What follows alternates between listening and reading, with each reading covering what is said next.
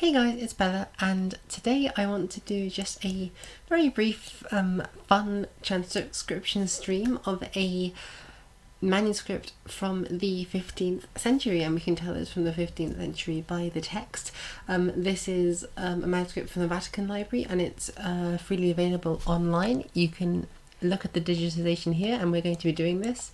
Now, we're not actually going to be looking at the contents of this. What we're going to be looking at is the flyleafs, just the sort of front page that was pasted down in order to preserve the contents of the book. And the reason is because, as we'll see in a second, we've got a charming dedication to somebody's lover, and it seems, based on various factors, to be a gay lover. And I'll talk about why I think this is as we go through and we do the transcription. So let's just dive in and start transcribing. So, pretium huius libri est ducentos duorum, and that's an interesting one. That's an AE, but I'll put, I think it's meant to be an ampersand. Et dimedi. So, the price of this book is 202 whatever shillings and a half.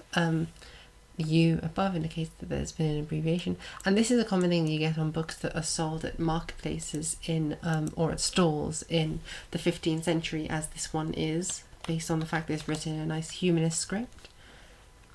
Text us logicae. This is a text on logic. Oh no, I forgot that there's a word there as well. Liber textus logicae. Okay. So now we get into the fun part. Now this is a poem which you can the more literal translation would be quite boring. We're going to have fun with it. Tristis es in video cinemet. And now this is interesting. I don't know quite what's going on there. If I were to guess what's happening, whoever's speaking this Latin says cinemek, and they're pronouncing maybe, well, actually I'm not fully certain, because I was going to say it would make sense if they're pronouncing mihi as miki, as sometimes is the case, but that's not really mihi is the dative and this is the ablative, so that doesn't make sense. Maybe they've just got bad Latin, and I don't fully know what to do with this section here, because somebody has clearly come in and written something else on top, and what they've written on top looks like sabis. I really don't know what to do, but I don't think that was what the scribe originally, well, it's either sabis or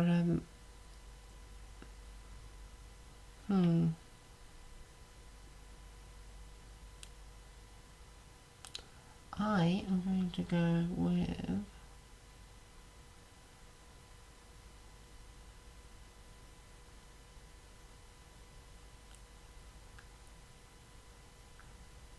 going to go with liber abis, but I'm not too confident about it. Well, it is hard to say in this one, because we don't have another A to compare it with in the same sentence. But I'm going to say that this is liber abis in, that's an I longer, and I need to undo that. Liber abis in urbem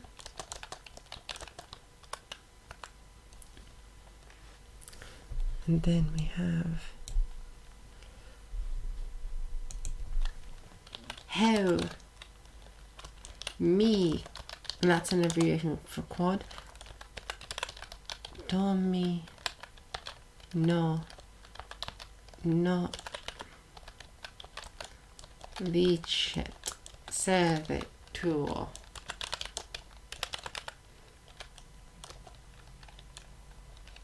So I think that's a... Ah, hang on.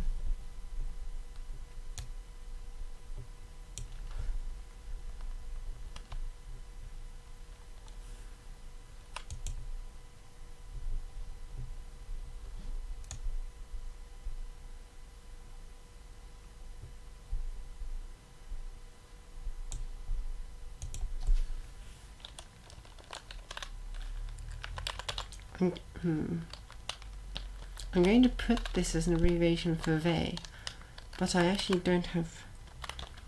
I'm not certain that weird squiggle above the M is what it is, but I'm going to say that that's what it is. Serre too, and that there as well. Serre is, well, it's an imperative in Latin, but it doesn't make sense in the sentence, but I'm just going to put it in there. And, you know, hope that we're just vibing with this translation anyway, you know. Yo, nes, dimidio. I think I'm just going to go with an M on that. Anime me. Dimidium anime me.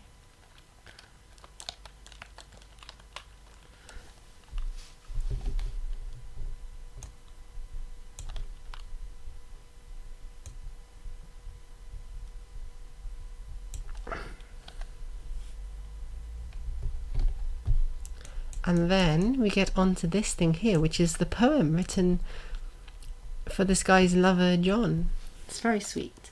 And the reason I'm saying a guy is because the idea that, well, yeah, the chances of a woman being able to write a Latin poem like this in the 15th century are quite low. It's not impossible, but it's just unlikely.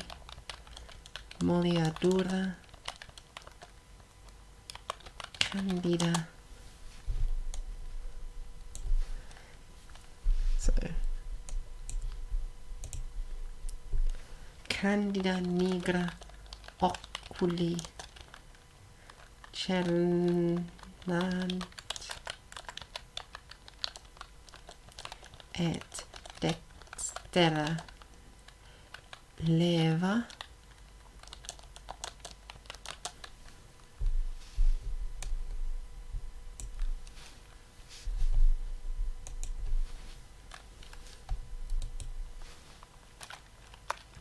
migrabunt causas aliena in corpora,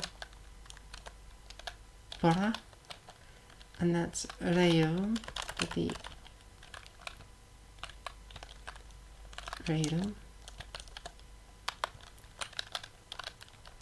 quod tua de nostris emigret cura medullis.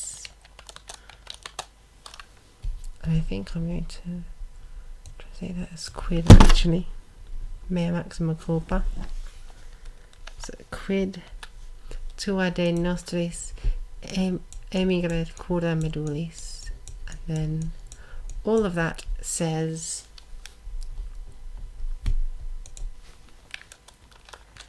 ad your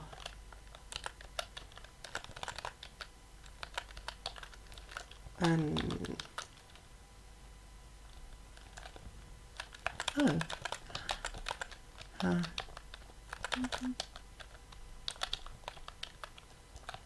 ad Johannem for John, and I need to remove that capital letter, and I'm fairly sure that that is the page transcribed. And now we're going to have some fun and translate this lovely little bit of gay horny posting, basically. Let's go back up to the top for this. So that's quite easy. The price of this book is 200 and 2.5. Simple. A book, a text of logic.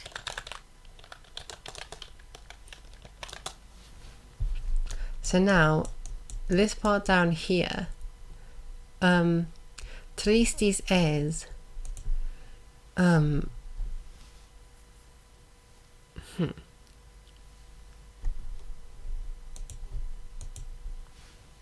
wait, no, that doesn't make sense either.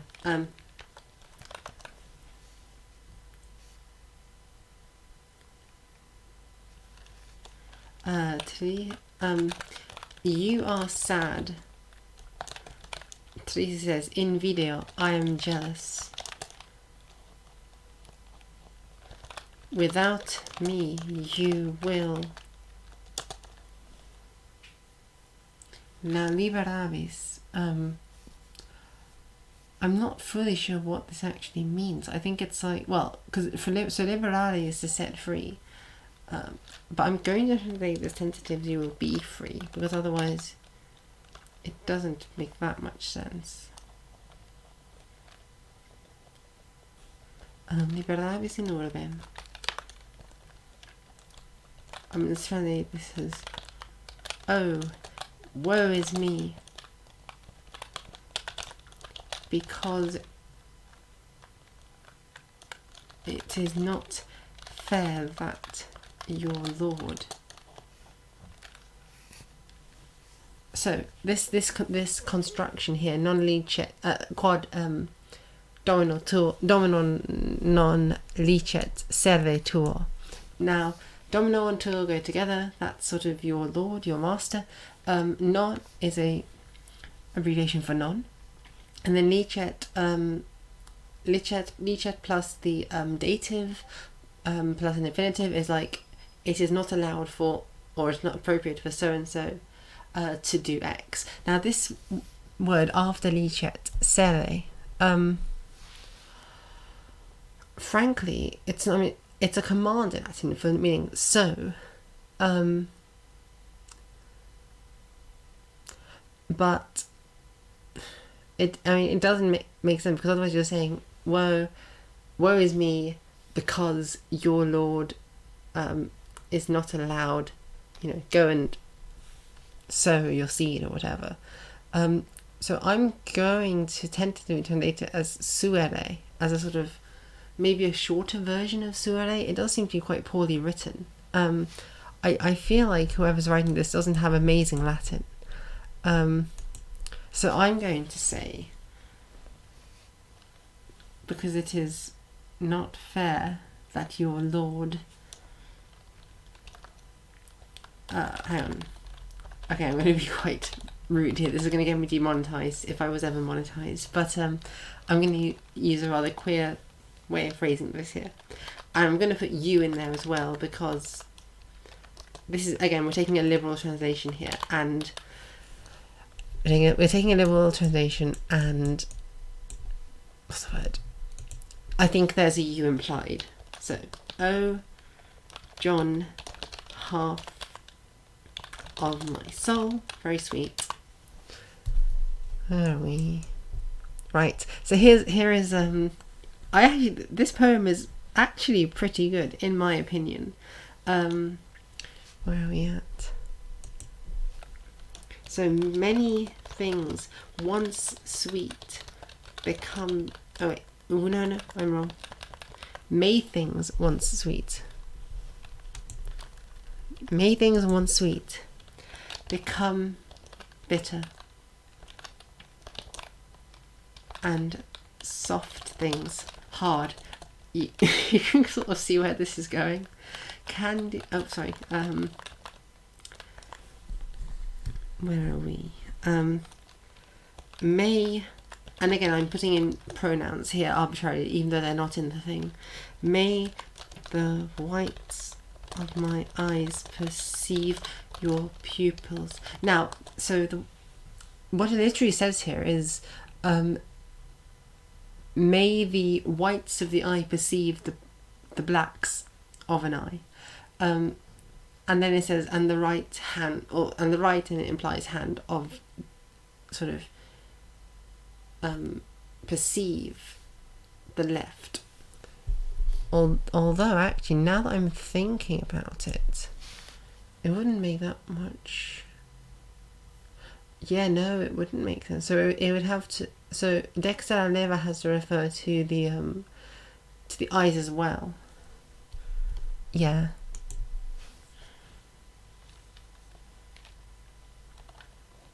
Yeah, it has to. It has to be that, but it doesn't make that much sense. And the right eyes, the left, and the right eyes, the left eyes.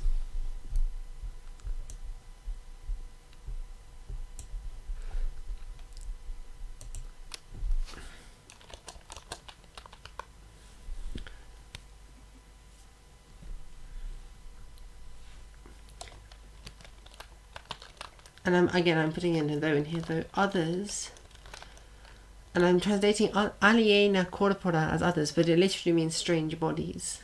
Though others will leave on account of the times. And again, this is a very liberal translation of in causa rerum, for the purposes of things. We could also put for material gain if we wanted to.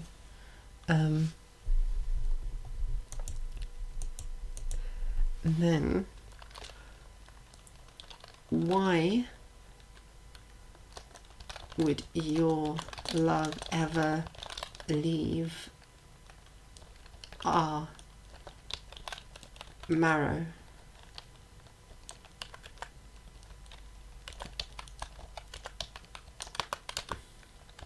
For John.